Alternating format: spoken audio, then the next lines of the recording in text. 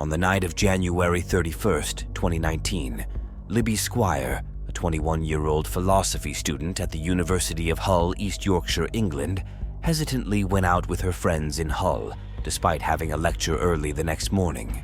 She chose to join them, not wanting to let them down. Libby, who lived in a shared house near the university, kept in touch with her boyfriend, James Pye, throughout the night, with her last message to him sent at 10:30 p.m. The following day, February 1st, alarm bells rang when James, along with Libby's friends and family, couldn't get in touch with her. A visit to her home revealed her absence. The police, upon questioning her friends, discovered that Libby had not been with them when they departed the club. They reported that Libby was refused entry to the Welly nightclub due to the door staff believing she was too drunk.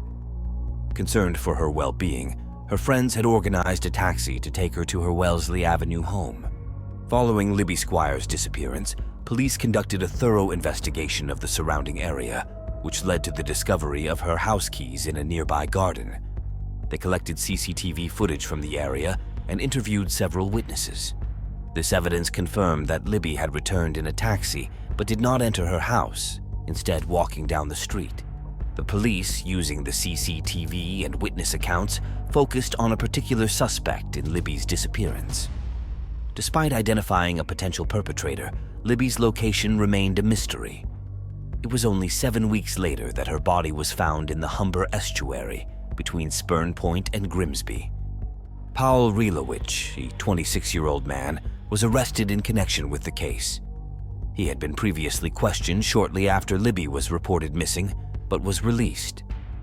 Relowicz, a Polish national living in Hull with his family and working at Caro Foods in Malton, North Yorkshire, told police he had seen Libby crying on the street and offered her a lift home. He claimed he left her near some playing fields because she felt unwell, insisting that was the last time he saw her. He urged the police to check the CCTV footage, asserting his innocence. However, after reviewing the footage, authorities charged Relowicz with rape and murder. He pleaded not guilty. The prosecution argued that Libby had come back home in a highly vulnerable state, intoxicated, alone, and having inadvertently left her house keys in a neighbor's garden. The prosecution highlighted to the court that at the time of her disappearance, Libby Squire was likely suffering from hypothermia and severe emotional distress, exacerbated by losing her house keys. She was seen crying and repeatedly falling as she tried to walk. Several witnesses who encountered Libby that night testified to her visibly distressed condition. During the trial, the jury heard from multiple witnesses who interacted with Libby after she got out of the taxi near her home. Jorge Thompson, a student, observed Libby exiting the taxi, noting how she fell to the ground, stayed down for about 10 seconds, and then struggled to walk, appearing very unsteady. Libby's neighbors, Hannah Wright and Emma Hallshaw, also students, encountered her after she got out of the cab. They heard her crying and sobbing near her house and invited her inside, but Libby did not accept their offer. Roland Jacobs and Alan Jones, returning from a darts match, saw Libby on the ground and stopped to help. They described her as mumbling incoherently. When she asked Jacobs to lie down with her and for a hug, which he declined, she responded with offensive language. After about 10 minutes of trying to help, they left, feeling helpless.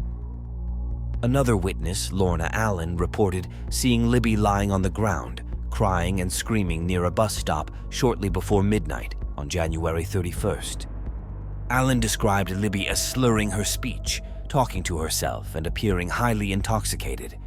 The prosecution argued that while Libby was in this state of distress, Pawel Relowicz was driving around the area, seemingly looking for an opportunity.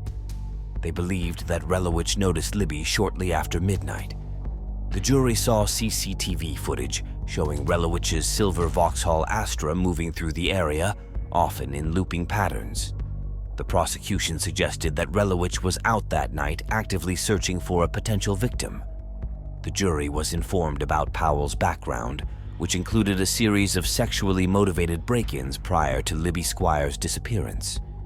He reportedly kept stolen items as mementos. Upon his arrest related to Libby's case, authorities found women's underwear and intimate toys believed to be stolen, in his car along with photos of young women. Initially, Pawel feigned ignorance about these items, later changing his story to claim he had forgotten about them and was unsure of their origin.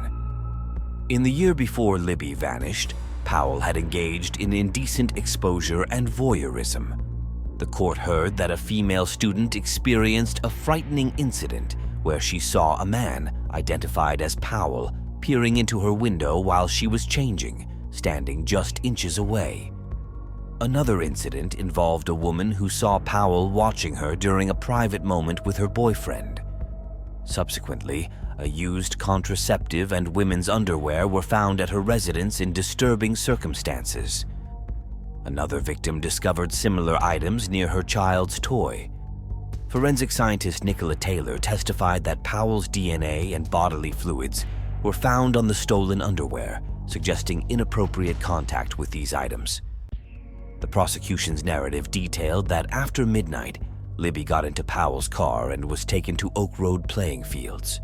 While there was CCTV of her entering the car, no footage captured what happened at the playing fields.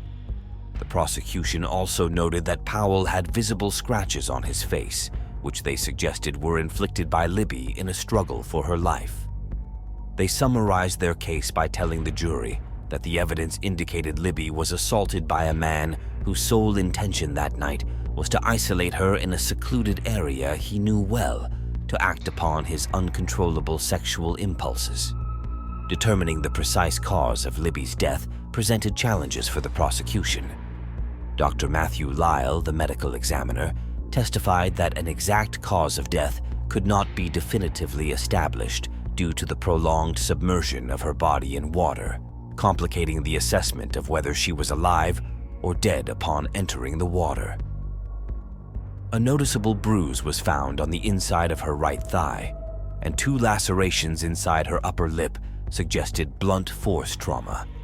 Additionally, small hemorrhages around her mouth were observed, which could imply force applied to her neck or mouth. However, it was also acknowledged that these injuries might have occurred while in the water or close to the time of her death. Dr. Lyle acknowledged the possibility of additional injuries on Libby's body that were not visible. The court heard about 3 potential causes of death: hypothermia, drowning, and asphyxia. Dr. Lyle explained that hypothermia could occur in a community setting due to inadequate clothing, wet clothing, or alcohol consumption. Toxicology reports showed Libby's blood alcohol level was 198 milligrams per 100 milliliters, surpassing the legal driving limit of 80 milligrams. While Dr. Lyle couldn't conclusively link her death to hypothermia, he also couldn't dismiss it. Regarding drowning, Dr. Lyle pointed out the difficulty in confirming drowning without direct observation. Typical signs include froth or foam from the mouth, lungs that are well expanded and obscure the heart, and a crackly lung texture. In Libby's case, her lungs were slightly crackly but not wet or significantly expanded, and there was no froth from her mouth, leaving drowning as an inconclusive cause of death. The examination of Libby's injuries in relation to asphyxia revealed no bleeding in the brain or skull, and the facial bones, including the hyoid bone, were intact. Abrasions on her forehead, nose, and eyelids were consistent with post-mortem aquatic movement, as per Dr. Lyle's testimony. The absence of tiny hemorrhages in the eyes or lips, which could indicate asphyxiation or strangulation, did not conclusively rule out asphyxia, as these signs often disappear quickly after death. In conclusion, while hypothermia, drowning, and asphyxia were all considered as potential causes, the exact cause of Libby's death remained undetermined. The court was informed that seminal fluid cells matching Pawel's DNA were found in swabs from Libby's body. Testimonies from those acquainted with Pawel provided potentially damning evidence. A friend of Pawel recounted how Pawel told him about offering a ride to a girl at a bus stop, claiming she had initiated advances. A colleague of Pawel testified that he had offered a ride to a girl who then acted strangely and undressed in his car, leading Pawel to ask her to leave. Further evidence came from Pawel's neighbor, who testified for the prosecution, noting that he saw Pawel cleaning his car mats on the afternoon of February 1st, an unusual activity for a cold day. Professor Charles Deacon, assessing Libby's vulnerability, testified that her ability to defend herself would have been significantly diminished due to alcohol consumption, leading to numbness in her hands, impaired coordination, and general unsteadiness. In the closing arguments, the prosecutor highlighted the implausibility of Libby, in her vulnerable and distressed state, willingly exiting the warmth of the car to engage in consensual activity with Pawel in the cold. The prosecutor stressed that this scenario defied common sense. They also reminded the jury of Pawel's history, portraying him not as a rescuer, but as someone driven by his own sexual desires.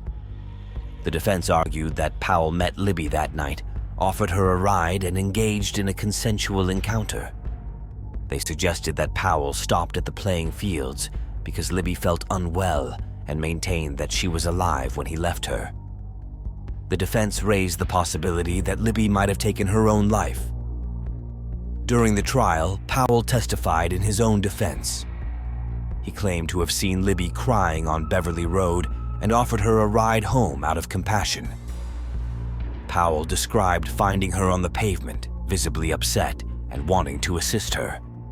He insisted that any sexual interaction between them was consensual. The jury viewed CCTV footage showing Libby and Pawel on Beverly Road before heading to the Oak Road playing fields. Pawel acknowledged that he was driving around that night with the intention of meeting a woman. He also admitted to previous incidents of stealing women's underwear and intimate toys and spying on people through windows. Pawel mentioned he had kept this information secret initially due to concerns about his marriage. In his testimony, Pawel suggested that Libby's unusual behavior could have been due to something she ingested or something that was put in her drink. He recounted that after offering her a ride, they walked to his car, where Libby appeared more at ease in the warmth. However, while driving, he claimed Libby gestured as if she needed to vomit, leading him to stop near the Oak Road playing fields. According to Pawel, when the car stopped, Libby attempted to get out but fell, ending up kneeling in the snow and crying. In his testimony, Pawel stated that when he left the scene, Libby was walking on the sidewalk and he never saw her again. After returning home, he bathed and watched a movie. Concerned for Libby, he later returned to the playing fields to check on her, but found nothing. The trial revealed Libby's history of mental health issues, including an eating disorder and depression, as shared in a statement from her mother, Libby Squire. Lisa noted Libby's lifelong fear of water and darkness, expressing disbelief that her daughter would take her own life. Libby's medical records confirmed her mental health struggles and revealed she had researched suicide methods and contemplated taking her own life. Pawel's legal team acknowledged his past behavior as disturbing, but the defense argued there was no evidence of a violent attack on Libby. They suggested Pawel exploited Libby's vulnerability without committing rape or murder, speculating that she might have accidentally fallen into the river. In closing, Pawel's attorney asked the jury to consider alternative explanations for Pawel's lies, acknowledging that innocent people can sometimes lie. He admitted Pawel should not have left Libby alone, given her state, but proposed he lied to protect his family. The defense aimed to cast doubt on the prosecution's case, highlighting the lack of direct evidence linking Pawel to the alleged crimes. The jury initially couldn't reach a unanimous decision, leading Judge Mrs. Justice Lambert to accept a majority verdict. Pawel was found unanimously guilty of rape and guilty of murder by a majority of 11-1. Following the verdict, Libby's mother, Libby Squire, expressed her profound grief and the impact of Libby's death on her life. Russ, Libby's father, also shared his emotional turmoil. The judge, during sentencing, noted Pawel's increasingly bold criminal behavior leading up to the murder, suggesting he felt confident he wouldn't be caught. During sentencing, the judge remarked on Pawel's overt behavior of staring at women, even when they were aware of his gaze. The judge expressed a firm belief that Pawel intended to conceal Libby's body, hoping it would be carried out to sea and remain undiscovered. Pawel was consequently sentenced to a minimum of 27 years for murder, with an additional concurrent sentence of 18 years for rape. This story is a tragic reminder of the dangers that can lurk in everyday situations and the importance of being vigilant about personal safety. It also highlights the profound impact of such a crime on the victim's family and community. The case raises questions about mental health, the justice system, and societal attitudes towards safety and responsibility. What are your thoughts on this case? Feel free to share your opinions in the comments. Thank you for watching and staying informed. Remember to take care of yourself and those you love.